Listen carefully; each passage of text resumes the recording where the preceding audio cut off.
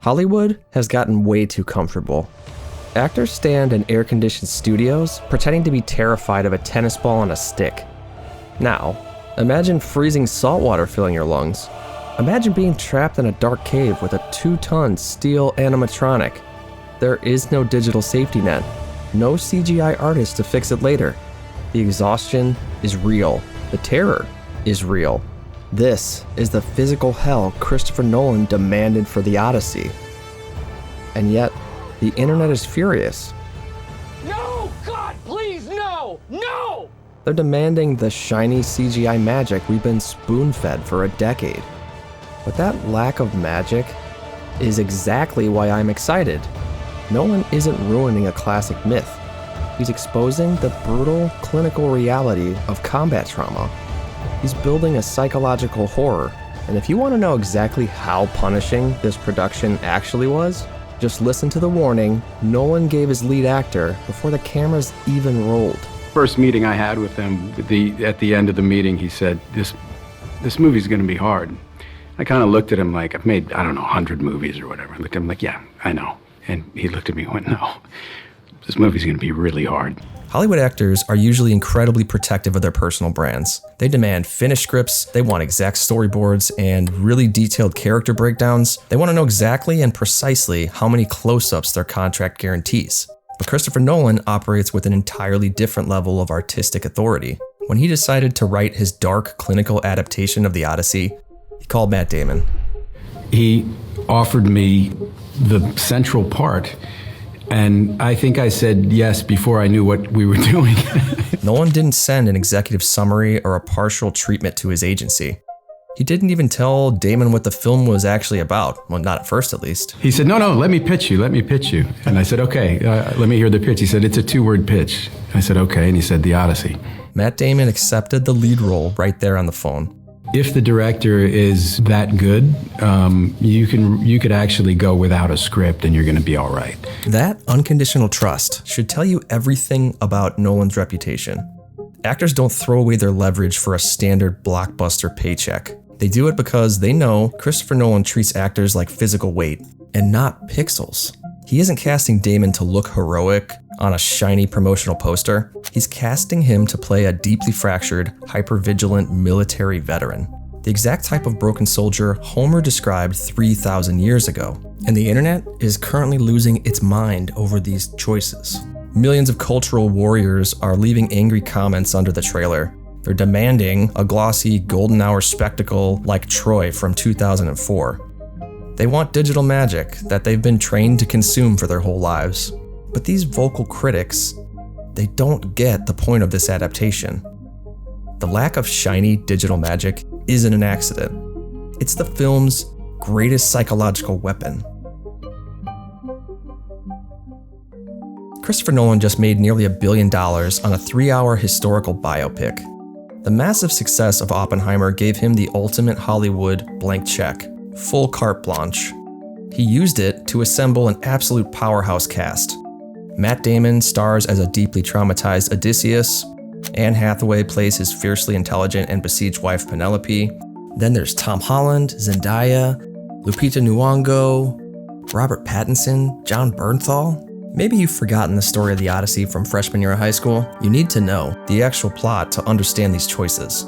This isn't a fun, swashbuckling pirate adventure. We have our headache. Odysseus is trapped at sea for 10 years after a brutal war. His wife and son are under literal economic siege in their own home. Hostile suitors are invading their house and draining their ancestral wealth. It's a grim story about a profoundly fractured family. Bro, where's the CGI Cyclops boss fight? Where's the slow-mo Brad Pitt cameo? We need Michael Bay in here. He knows what he's doing. Sit down, Shilliam. But Shilliam's voicing what a lot of people online are actually upset about. The casting doesn't match the heroes in their head. When people imagine Achilles, they picture a shredded Brad Pitt from Troy. They imagine an invincible, hyper-masculine warrior who's chasing eternal glory. But guys, that is the Achilles of the Iliad. In the Odyssey, Odysseus meets Achilles in the underworld. He encounters a devastated, regretful ghost. This is at the point where Achilles realizes dying for eternal glory was a terrible mistake, and he explicitly states he would rather be a living dirt-poor slave than a dead king. Nolan isn't casting for a flashy movie poster. He's casting for the emotional weight of that underground scene. He's prioritizing the crushing vulnerability of a broken soldier over a comfortable feeling of nostalgia. But a lot of voices online want a visually comfortable fairy tale, but they're ignoring the most jarring part of the trailer. The biggest online meltdown isn't about how these characters look, it's about how they speak. Ithaca's king is coming back. No, he's not. When the full trailer finally dropped, social media melted down over the voices. Traditionally British-speaking actors like Tom Holland and Robert Pattinson are using natural American accents. The dialogue is aggressively modern. At one point, Pattinson mocks Telemachus for missing his daddy. You're pining for a daddy.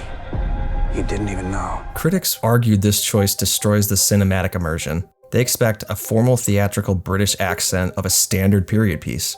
I mean, Hollywood has trained us to expect that exact sound over the last 70 years. But this expectation is a historic illusion because we often forget a very basic fact about the Odyssey. It was not written in English. It's a 3,000-year-old poem written in ancient Greek. So every English version you've ever read is a modern interpretation. That means somebody had to literally translate those ancient words into our own language. And for centuries, older academics translated Homer into flowery Victorian poetry. So they chose fancy, whimsical words to make it sound grander than it actually was. They turned the story into a museum exhibit. But in 2017, a classicist named Emily Wilson published a brand new translation. She looked at the exact same ancient Greek text, and she completely stripped away the romanticized Shakespearean gloss that had always been overwritten on it. Wilson realized forcing these characters to sound like British royalty kind of ruins the story. So she translated the very first line of the epic with raw simplicity. She didn't introduce a glorious divine hero, she simply introduced Odysseus as a complicated man. She used very sharp, direct, and everyday language. The original Greek poem was fast-paced, violent, and it was pop culture of its time. It was oral entertainment meant to be understood by regular working-class people. So the furious outrage over Pattinson using the word daddy is historically misplaced, guys. Ancient Greek text actually contains the word papa. It translates directly to the intimate colloquial name, papa, or dad. Using a formal British accent creates a fake aristocratic distance. It acts as a psychological buffer between the audience and the actual trauma. By using modern colloquial American accents, Nolan takes away that safety net. So we can no longer hide behind the comforting illusion of ancient history. The arrogant, wealthy suitors that were invading Odysseus' home, they sound more like modern bullies to me. Insulated elites who never experienced the horrors of war. This forces us to face the characters as vulnerable human beings. It makes the domestic tragedy feel uncomfortably real. The absolute terror of that Trojan horse opening wasn't rendered on a computer. Look at the hardware that Nolan used to trap you in that dark box. He dropped a $250 million gamble on an ancient poem. Universal executives were probably expecting a standard weightless summer action movie. They wanted a smooth, glossy actor standing in a climate-controlled digital volume stage. But when you build an entire epic inside a digital void, reality dies. Actors spend weeks blinking at a tennis ball on a green stick. The physical weight of the human body becomes completely floaty. Nolan wanted the opposite. He wanted the crushing pressure of reality. He took a massive 15 by 70 millimeter IMAX analog camera out onto real open water. If you don't know why this matters, let's explain the physical engineering. An IMAX camera is an absolute beast of a mechanical violence. It horizontally tears massive strips of 70mm celluloid film at huge speeds. The internal gears spin so hard, it literally sounds like an open diesel motor. So for years, directors only used IMAX for silent landscapes or distant explosions because the sound wouldn't allow them to do anything else. For intimate scenes, for instance, if we were going to shoot this scene, that would have been impossible in IMAX up until, a year ago. Camera's too loud. Camera's just much too loud. So Nolan's engineering team built a massive soundproof casing for the camera. The crew on set literally called this enclosure the mechanical coffin. It was heavy, airtight, and built to swallow the acoustic roar of the gears. This coffin made the camera nearly double its original weight. Moving this monolithic rig inside a cramped, tilting wooden ship was pure misery. Because of the sheer physical heat inside that coffin, the film could warp. They could only run the camera for a couple minutes at a time. So every single take was a high-stakes race against mechanical failure. But that extreme structural friction is exactly why the image feels so real. The actors, they're not faking the physical exhaustion under their eyes. These are reactions to a genuine mechanical monster staring in their immediate space. Surviving the physical war is only half the battle. Odysseus finally reaches the shores of Ithaca. The massive storms and physical monsters are completely behind him. Remember exactly why this man left home in the first place. If you didn't know, he didn't want to fight in the Trojan War. He had a fiercely intelligent wife and a newborn baby at the time. King Agamemnon came to draft him, and Odysseus, he did something sort of brilliant. He tried to fake his own insanity. He hitched an ox and a donkey to his plow. He sowed his own fields with physical salt. He tried to make it look like he was a broken, useless madman so that Agamemnon wouldn't draft him. But Agamemnon and his generals had another idea. They took the infant's son, Telemachus, and they threw the baby directly in the dirt before the heavy iron plow blade. Odysseus had a choice. Do I sacrifice my son so I don't have to go to war, or do I save him, knowing that my next 10 years of my life could be gone? Odysseus instantly swerved to save his son's life. He proved his sanity, but he doomed himself in the process. He was violently ripped away to fight a 10-year siege against Troy. That grinding, horrific bloodbath started because a prince ran off with a queen. Seriously, Odysseus didn't care about a Spartan king's wounded pride. He spent 10 years surviving a nightmare he never even wanted to enter, and then he tried to sail back home across the Mediterranean Sea. It was a standard trip that should have taken a few weeks, but along the way, he blinded a cannibalistic Cyclops. That Cyclops happened to be the son of Poseidon, the god of the sea. Poseidon actively cursed the ocean to ensure Odysseus could never return. For the next decade, Odysseus fought targeted, ship-shattering storms. He was shipwrecked, held hostage, he was forced to watch all of his men die. He spent 10 years fighting an entire ocean just to get back to his own front door. In total, he had been gone for 20 agonizing years. The infant he swerved to save grew into a man who doesn't even know his own father's face.